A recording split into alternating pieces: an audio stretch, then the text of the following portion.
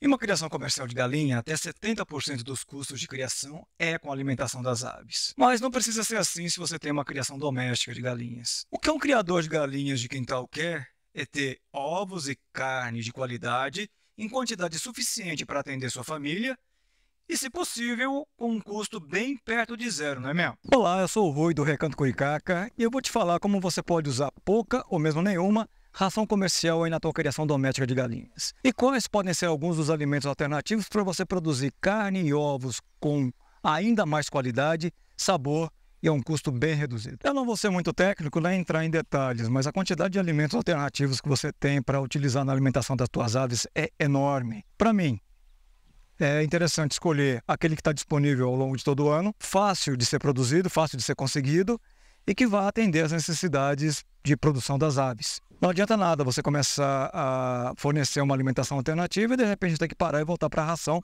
porque o alimento acabou e você não tem um substituto à altura. Então, planejamento é bastante importante também. Apesar das galinhas serem consideradas granívoras, isso elas são comedoras de grão, a verdade é que elas comem de tudo.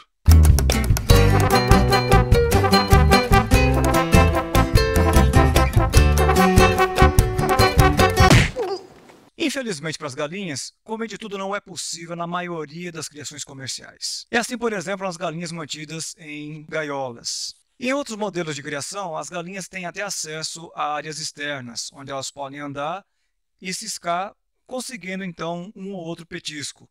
Mas a quantidade que elas conseguem não é suficiente para atender às demandas de produção. Nas criações domésticas, o cenário pode ser bem diferente. As galinhas criadas em quintais, seja na cidade onde ainda isso é possível, em chácaras, sítios e até fazendas, podem conseguir boa parte de sua comida andando e ciscando por aí. Esse é um modelo válido de criação, mas a produção de ovos e carne tende a ser reduzida e muito variável ao longo do tempo. Nesse modelo de criação, quando existem lotes, eles são muito variáveis. Isso quer dizer que tudo é criado junto e misturado. Isso dificulta muito o manejo alimentar dessas aves. Em criações domésticas racionais, o manejo alimentar fica muito mais fácil, já que a criação é feita em lotes ou se cria para atender uma ou duas únicas finalidades. É por isso que nessas criações racionais, aves com dupla aptidão são aquelas que podem produzir carne e ovos, são uma boa opção. É bom saber que quanto mais especializada é uma raça, maior são as exigências dela. Mas o que a gente pode dar para as galinhas para reduzir ou mesmo eliminar a dependência de ração comercial? Para os pintinhos, eu não abro mão da ração pré-inicial. Eu sei, parece contraditório. Estou te dizendo para usar menos ou nenhuma ração e dizendo que eu uso ração pré-inicial para os pintinhos. Acontece que essas rações pré-iniciais têm muita proteína. E os pintinhos precisam de muita proteína para crescerem fortes e saudáveis e rápido. As rações pré-iniciais têm em torno de 23% de proteína. E uma outra coisa, e talvez até mais importante do que isso, as rações pré-iniciais têm um medicamento para evitar coccidiose. Coccidiose é uma doença causada por um protozoário que pode matar muitos pintinhos. Em algumas situações, não sobra nenhum deles para contar a história. A gente dá a ração pré-inicial por umas 2 semanas. Depois, os pintinhos já podem começar a comer folhas verdes e serem soltos, por exemplo, em áreas com pasto. É comum as pessoas darem ração inicial para os pintinhos nesse início da criação. Você pode diminuir a dependência da ração inicial utilizando, por exemplo, larvas de insetos. Existem vários e vários insetos que podem ser criados e você fornece a larva para os pintinhos. São exemplos: mosca soldado, larvas de tenébrio e mesmo larva de mosca. Larva de inseto também tem muita proteína. Uma outra opção é o fornecimento de ovos cozidos. Então você pode cozinhar ovos, cortar e fornecer para os pintinhos. Isso supre boa parte das necessidades de proteína e vitamina nessa primeira etapa da criação. Sem dúvida, o alimento alternativo mais utilizado nas criações domésticas de aves é o milho.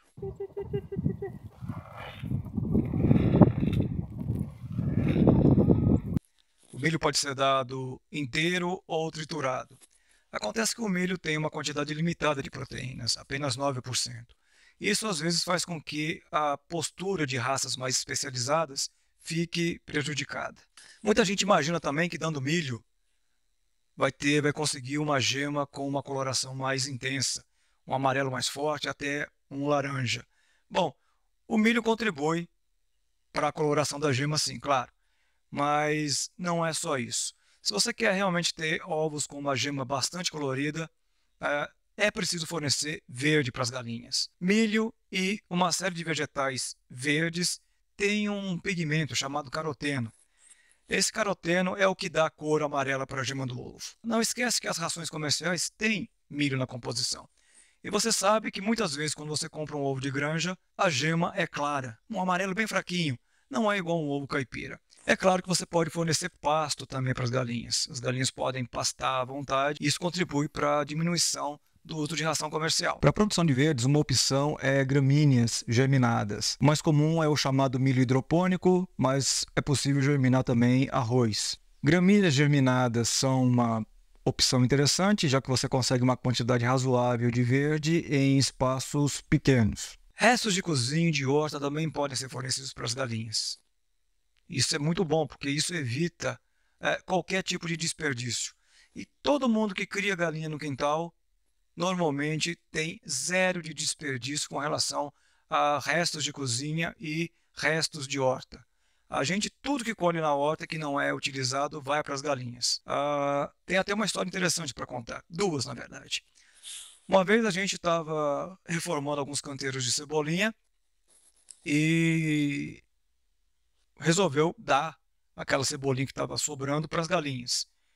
Tem gente que não acredita, mas a gente comeu o ovo com gosto de cebolinha durante umas 2 semanas. Em uma outra ocasião, foi com o uso de insetos. A gente criava muita galinha da Angola, tem gente que chama de capote, tofraco, e essas galinhas, quando são pequenininhas, pintinhos, também precisam de muita proteína. A gente morava no Acre, lá em Rio Branco, e a gente tinha uma cerca viva e era cheia de cupinzeiro. A gente pegava esses cupins, cortava e oferecia para as galinhas da Angola. O que acontecia é que as poedeiras começavam a comer também esses cupins. Bom, a gente comia de vez em quando o ovo que tinha o gosto do cheiro característico de um cupim. Não é bom, tá? Não é bom. Então, se você comercializa ovos, isso é uma coisa que você tem que ter bastante atenção. Dependendo do alimento que você fornece para a galinha, o gosto vai aparecer no ovo. Você pode fornecer frutas. Acho que depende do jeito que eu respiro, né? Chego mais cansado.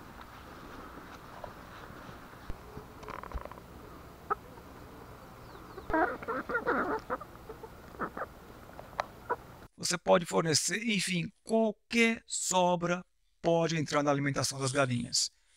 A gente fornece mandioca, batata doce, tudo isso é socado. Pessoal, a gente aprendeu a fazer isso lá em Rio Branco também. O pessoal dizia bater quando você amassa para oferecer, porque isso faz com que os pedaços fiquem pequenos. Você não precisa ralar, não precisa cortar, não precisa fazer nada disso. Basta amassar. Amassando, as galinhas têm acesso a pedaços menores e comem com muito mais facilidade.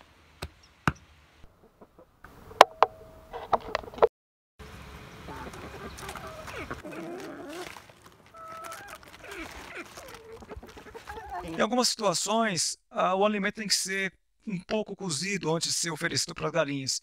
Um exemplo típico é casca de abóbora. Não adianta você dar casca de abóbora sem cozinhar. As galinhas vão esperar até essa casca ficar quase que podre, amolecida pelo tempo, para depois comerem. Agora, se você dá uma ferventada, uma cozinhada de leve nela, as galinhas conseguem comer muito bem.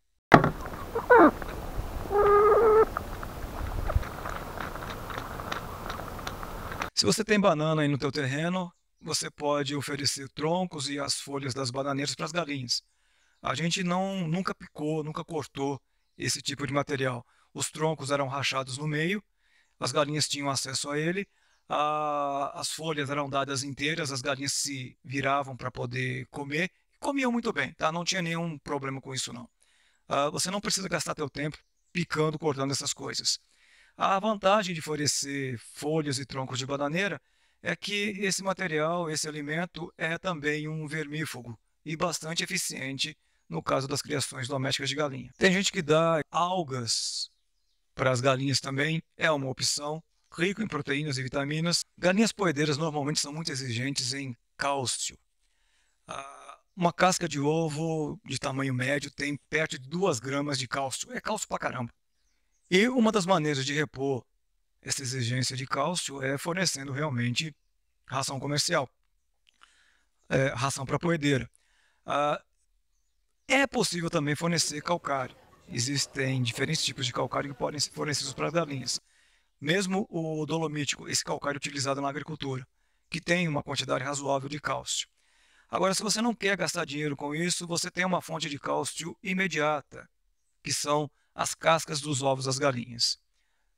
Você vai dizer, pô, se eu der casca do ovo para a galinha vai comer o ovo. Essa ideia é muito comum, eu não sei de onde saiu isso. A gente faz isso já há praticamente 15 anos. Nenhuma galinha nossa nunca comeu um ovo. Claro que se um ovo quebrar no ninho, todas vão comer. Mas não é essa a situação. O ovo acaba quebrando no ninho porque tem muita galinha querendo botar, algumas galinhas começam a ficar chocas, enfim, cria uma confusão que o ovo acaba quebrando. Uma maneira de evitar isso é colher com mais frequência. O que faz uma galinha quebrar o ovo para comer? Normalmente é estresse. E, evidentemente, deficiência nutricional. A deficiência nutricional é clara, falta de cálcio.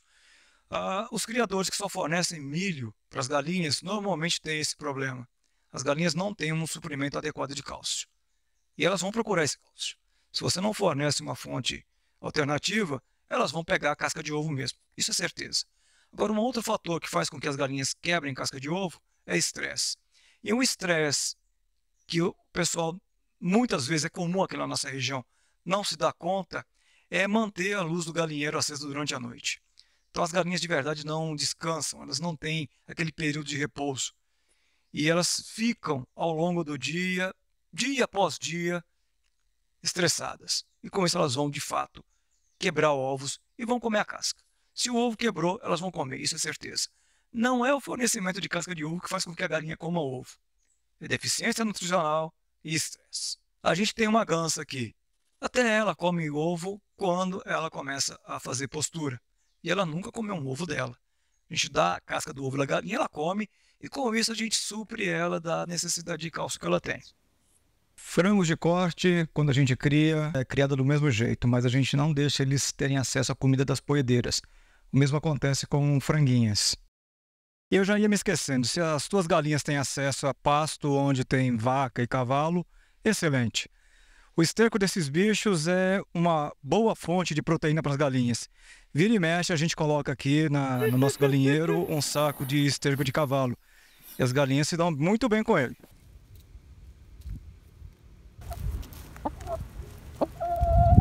Bom, mas qual é o modelo que a gente adota aqui no sítio? O nosso galinheiro fica afastado da casa onde a gente está morando agora. Ele fica ali naquele barracão.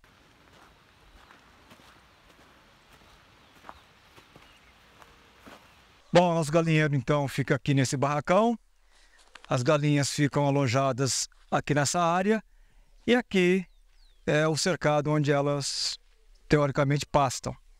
No momento elas raparam tudo, não tem nada. Considerando a área interna e a área externa, dá mais ou menos 120 metros quadrados. O que a gente mantém aqui? Eventualmente a gente cria frangos de corte, mas no momento o que a gente tem é somente galinhas poedeiras. São 16 poedeiras. A gente tem 7 Isabral, então é uma galinha especializada para postura. E uma pescoço pelado, é uma galinha de dupla aptidão. E as outras 7 são galinhas sem raça definida. São as nossas GLCs. O que acontece? A gente deixa as galinhas confinadas aqui até meio-dia. Depois do meio-dia elas são soltas para pastar. Elas ciscam, andam tudo por aí. Inclusive a gente está com problemas ali na horta. Vamos ter que reformar a horta por conta desse nosso modelo de criação de galinhas poedeiras. E essa é uma outra questão importante. Não dá para você criar galinhas nesse modelo de soltar uma parte do dia se você mantém uma horta que não é cercada. As galinhas vão ter acesso, vão acabar com ela, isso é certeza. Durante o período que as galinhas estão presas, elas comem ração, a gente fornece milho também.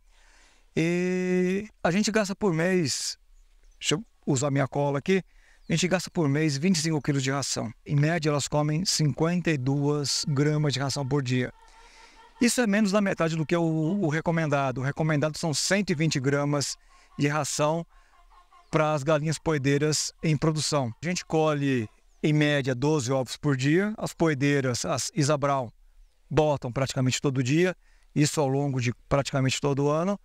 Já as outras, a produção é variada. A pescoço pelado e as Isabral, nunca ficam chocas. Já as GLCs ficam chocas. As nossas não são melhoradas, então elas têm um período de choco. E a produção é muito menor. Mas elas botam ovos coloridos. E a produção de ovo colorido é extremamente interessante para quem está pensando em comercializar ovo tipo caipira.